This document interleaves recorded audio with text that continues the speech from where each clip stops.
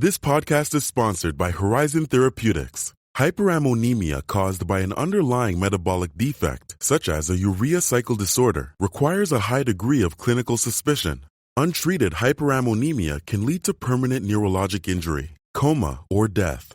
Consider plasma ammonia testing for any patient with signs or symptoms of hyperammonemia.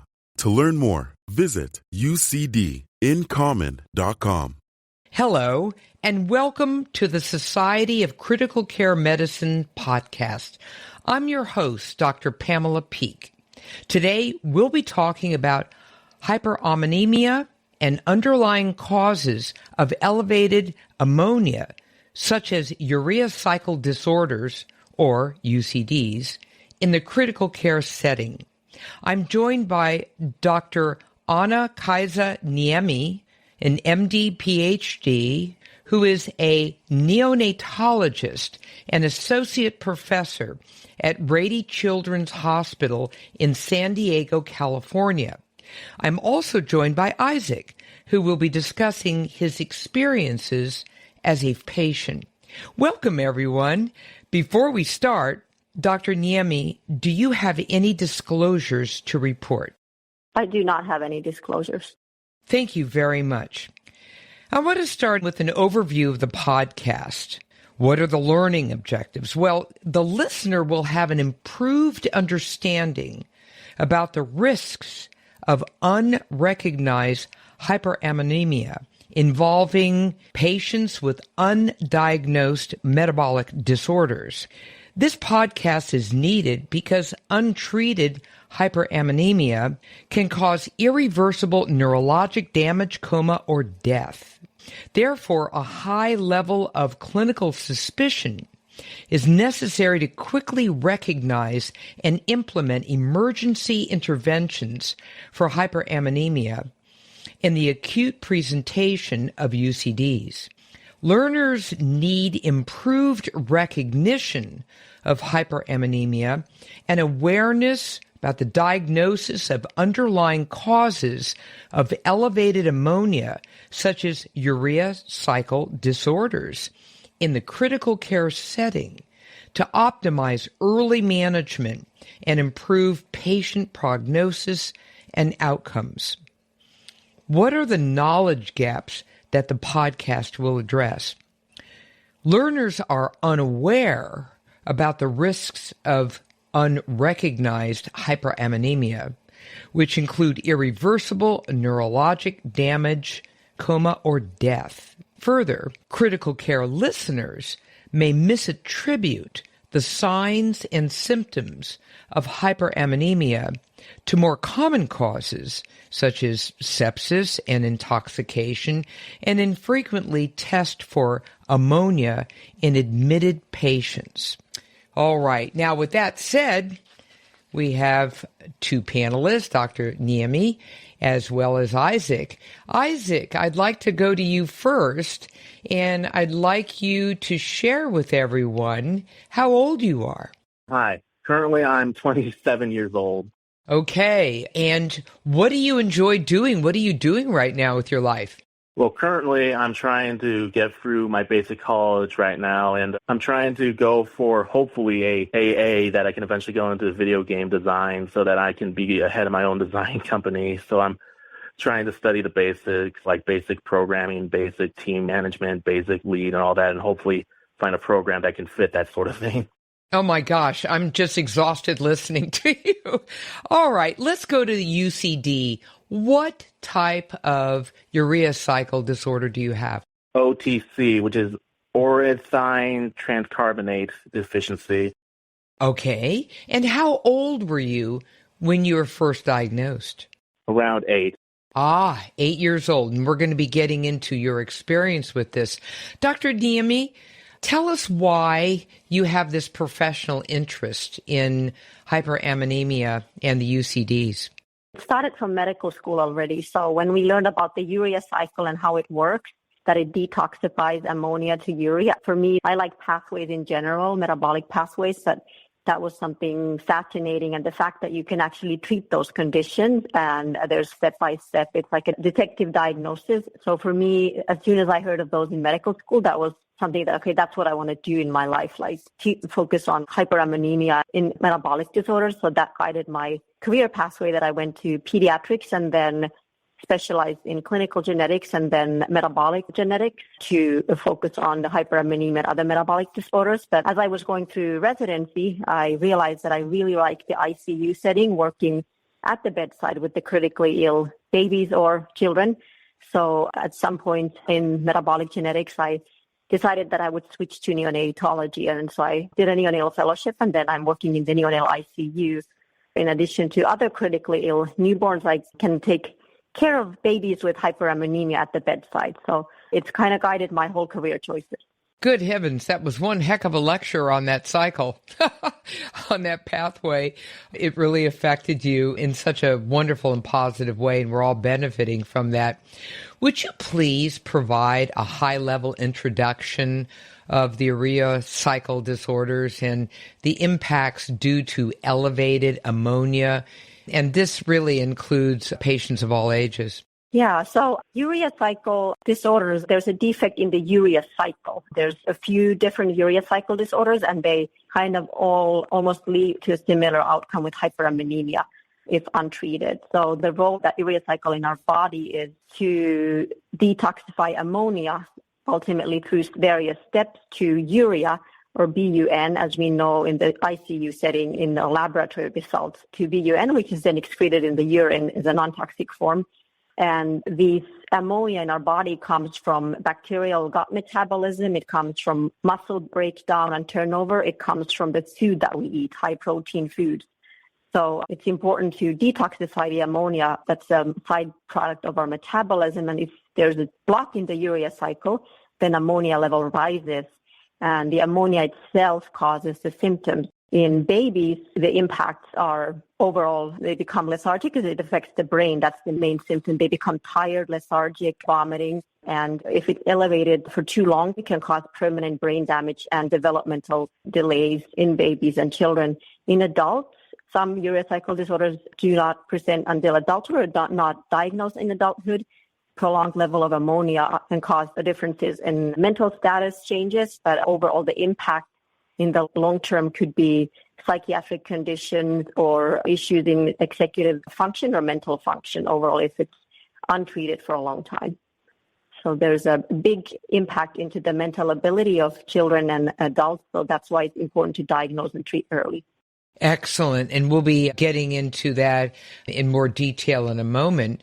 So now I'm going to pivot over to Isaac again. And I know, Dr. Niemi, you're listening in on this whole history, really curious about your thoughts about what happened with Isaac and his experience. And we'll circle back with that in a minute. So Isaac, I'm really looking at the when and how you were diagnosed with your UCD. So what do you remember about going to the emergency room? What was going on? What were the symptoms that led you to be taken to the emergency room? You were only 8 years old.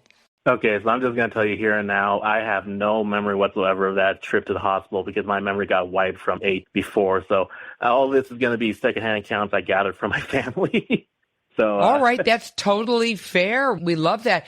So what do you remember, whatever feedback you got? So the one last thing I do remember before slipping into the coma was that I felt very tired and that my head was just in this internal fog sort of thing. So I just didn't know what was happening.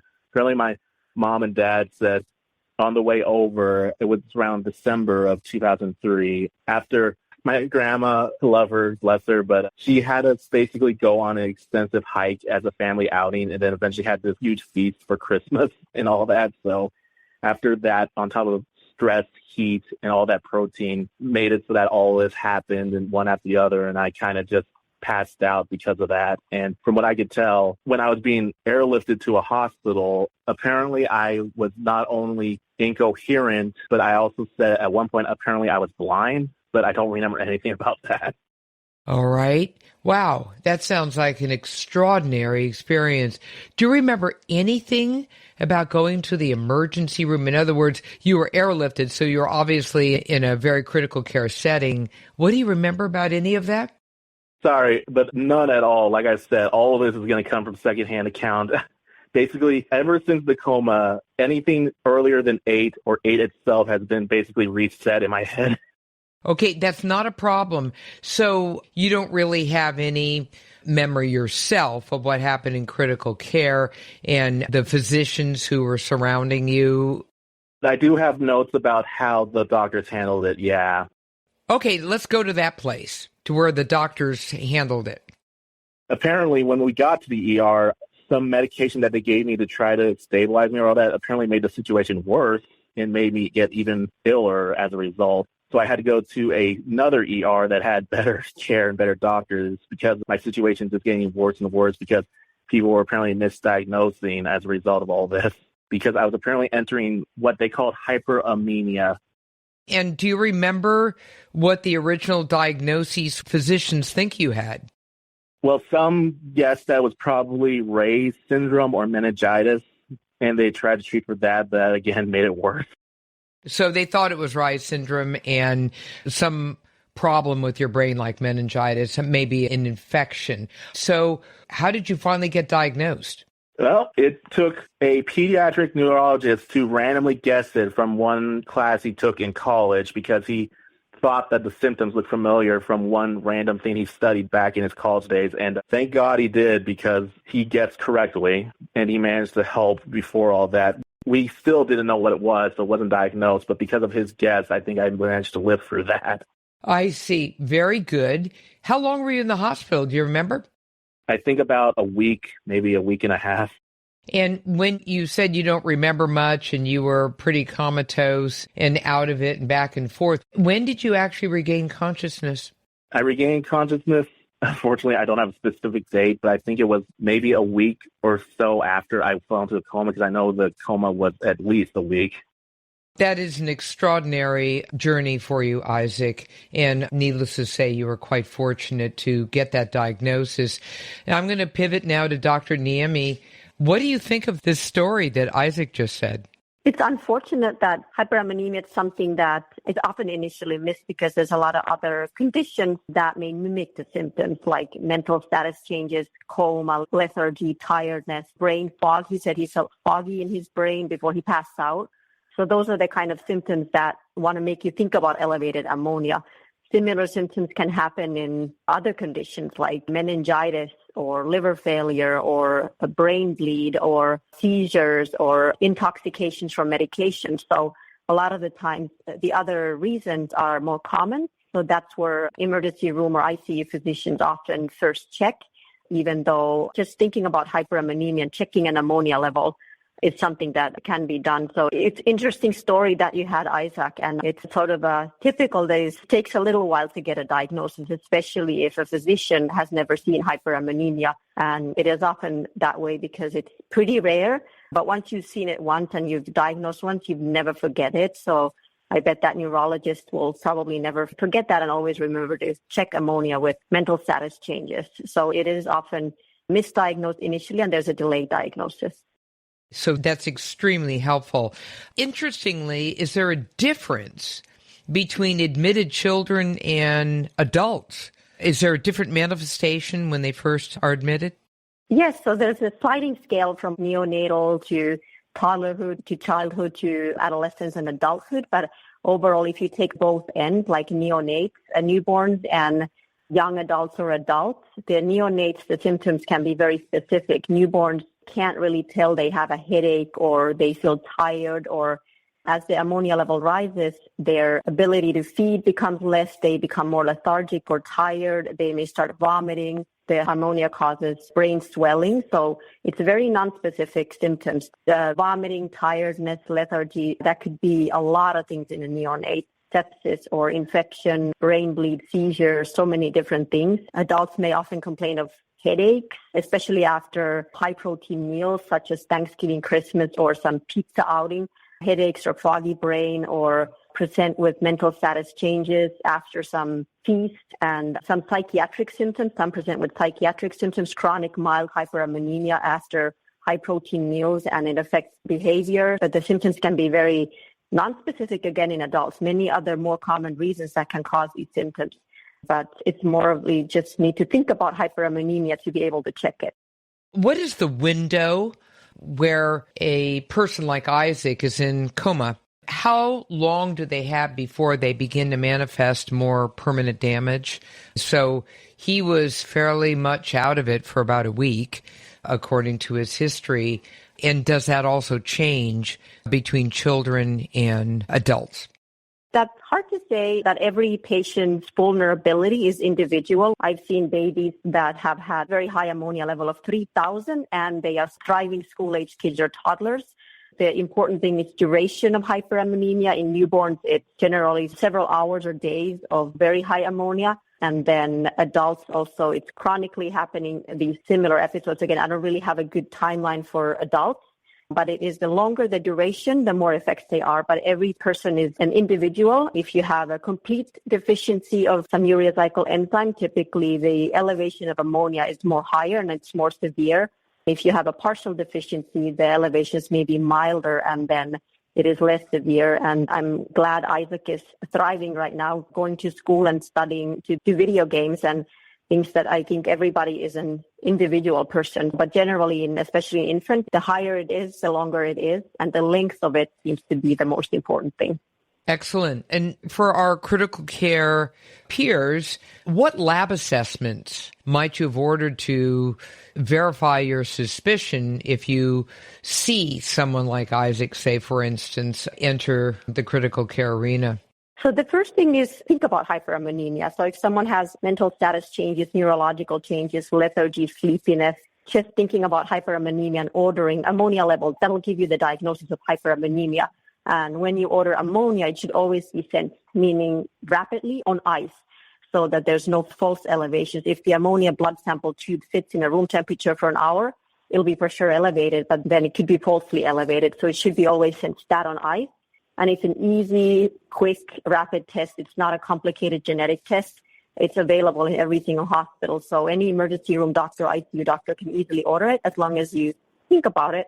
And once you have the hyperammonemia diagnosis, or you know you have hyperammonemia, then you just have to figure out the cause and evaluate the severity of other derangements. And then the other tests that you would order is basic tests such as a blood gas to see if there's acidosis or alkalosis, which alkalosis could tell you it's a urea cycle. Severe acidosis could tell you that it's organic acidemia. Chemistry panel to look at electrolyte, hydration level, anion gap. And then urine ketones are helpful. And you should also screen for something may have triggered the hyperammonemia, screen for infections like CBC, CRP, procalcitonin. Those are basic tests to evaluate the state of the patient at the time so you can manage acutely. Then once you have hyperammonemia and you're figuring out the actual diagnosis, then you send special tests that a metabolic specialist may guide you to send, such as urine organic acids. Which specialists do you really need to get involved to be able to confirm that diagnosis of this rare disease?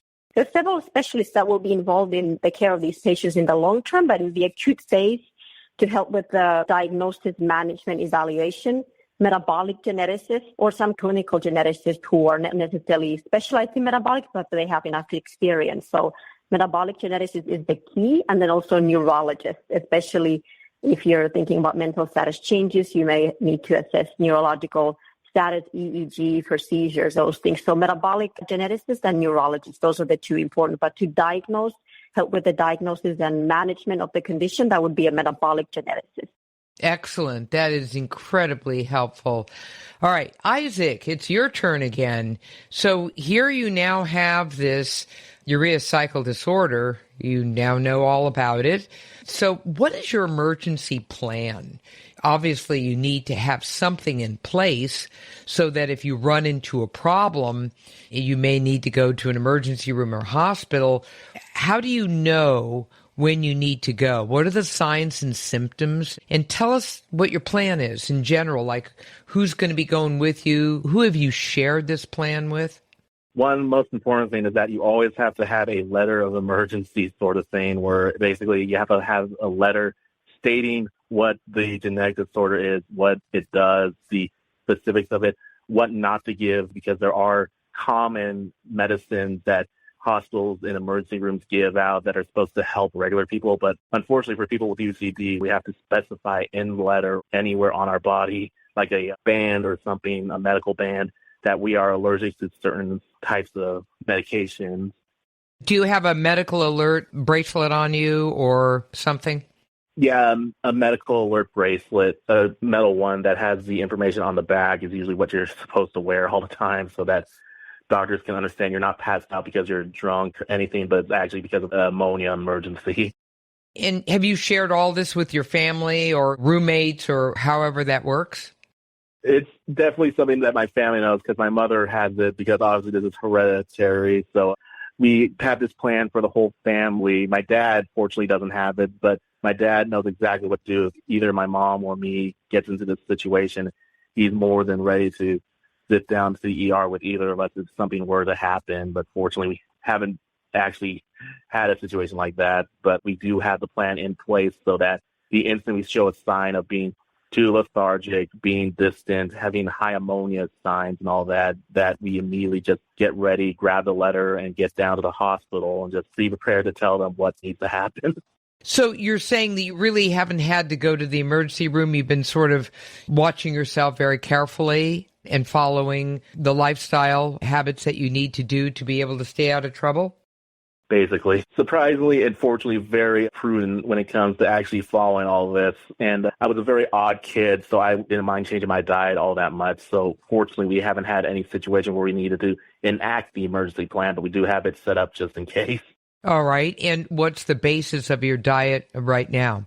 Well, the basis is that so long as I stick to around a prescribed 45 to 50 grams of protein per day, which, just to put in perspective, a typical meal from McDonald's is around 30. That's just for their smallest burger. It's not as much as you may think, but as long as I'm careful and I take my prescribed medication when I need to, along with anything else and along with a few vitamin supplements, I'm pretty much set for the day as long as I don't go crazy and I don't overextend myself. Sometimes I can go a few grams over, but I usually try to avoid that so that my body doesn't get stressed out. But mostly I try to stick to around maybe 40 to 50, usually lowballing around 40 grams per day.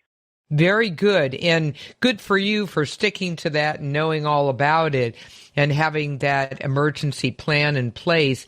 Dr. Niemi, what are some of the biggest knowledge misconceptions and barriers preventing the timely identification of elevated ammonia in the critical care setting? One can imagine that depending upon where you are, if you're not in a big university setting, and I'm making an assumption there that there's somebody there who might be able to be more helpful than if you were out in an area where maybe you don't have enough specialists who can identify this. But what are some of the biggest knowledge misconceptions about this? 3 things. One of them is that once you haven't seen it for a while, let's say you learned about it in medical school or read an article once, but it's so rare that there may be physicians who will never see it. There may be physicians who treat it all the time in a major tertiary care center and they think about it all the time. But sometimes if you haven't seen it or thought about it for years, you just don't think about it. So that's the first barrier preventing timely identification, that it's not in your mind. The second thing is kind of related to the third thing, is that the symptoms are very nonspecific. Lethargy, tiredness, the mental state is not good. They may be saying funny things or a foggy brain, and the symptoms are nonspecific.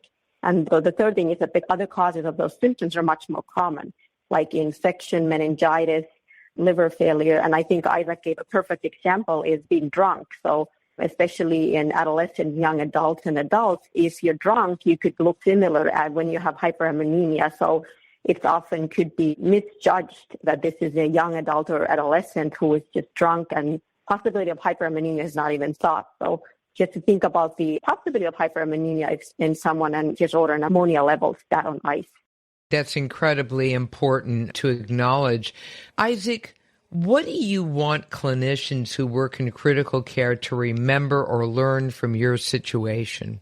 The main thing I want is that rare disease happen because the amount of times I have to explain what this disease is, what the symptoms are to a lot of people. I know in lower positions, it's not something you're going to encounter every single time, but there are going to be times where you're going to encounter a rare disease, and they're rare, but they're not impossible or mythical. So I think the most important thing is that I think doctors need to be aware of rare disease and be aware that they might have to change the usual everyday treatment plan so that they don't end up messing something up. So it would be nice if we just have to mention the name of what it is that they would know what not to give and what to do and all that.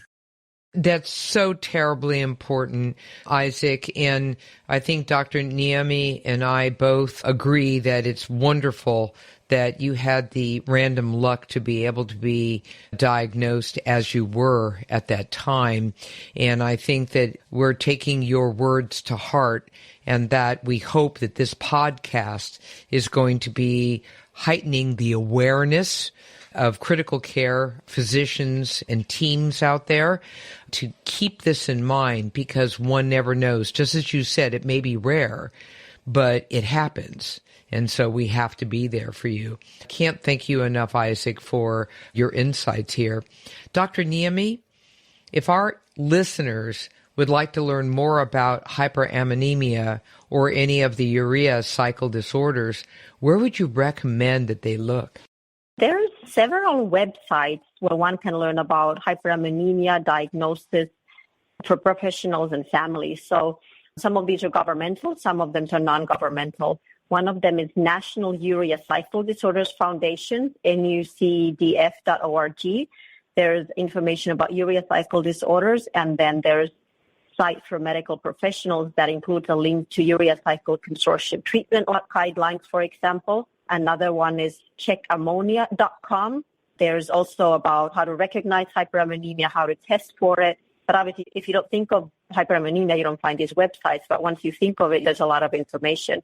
And the checkammonia.com has, for example, find a metabolic genetic search. So you just put your state there and search, and it'll give you a list of hospitals or centers where there's metabolic geneticists and their names. And then there is patient-related or family-related sites where even professionals can find interesting information about low-protein recipes to see what families are going through and what they have to follow. One is ucdincommon.com, and the other one is ucdfamily.org. And the final thing is obviously medical articles. I would like to mention one article and then one medical resource. One good article for adult or older intensivists, like a pediatric ICU intensivist, is in the Annals of Intensive Care, Management of Late Onset Urea Cycle Disorders, Remaining Challenge for the Intensivist. It was published in 2021. It's a nice review article. And then in general, free public website is a thing called Gene Reviews. If you Google Gene Reviews and then write urea cycles, there's a whole review about how to diagnose, what the disorders are, different disorders. So I would mention those couple of websites as excellent resources. Fantastic. That's just a wealth of knowledge and resources. We so appreciate that. Well, I just want to thank both of you, Isaac and Dr. Niemi, for being co-panelists on this podcast. This has just been a wealth of knowledge and insight and, quite frankly, personal experience from both of you as a provider as well as a patient. Thank you so very much. So this concludes another edition of the Society of Critical Care Medicine podcast. For the Society of Critical Care Medicine podcast, I'm Dr. Pamela Peak.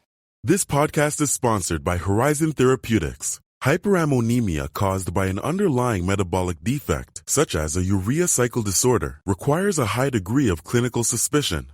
Untreated hyperammonemia can lead to permanent neurologic injury, coma, or death. Consider plasma ammonia testing for any patient with signs or symptoms of hyperammonemia. To learn more, visit ucdincommon.com.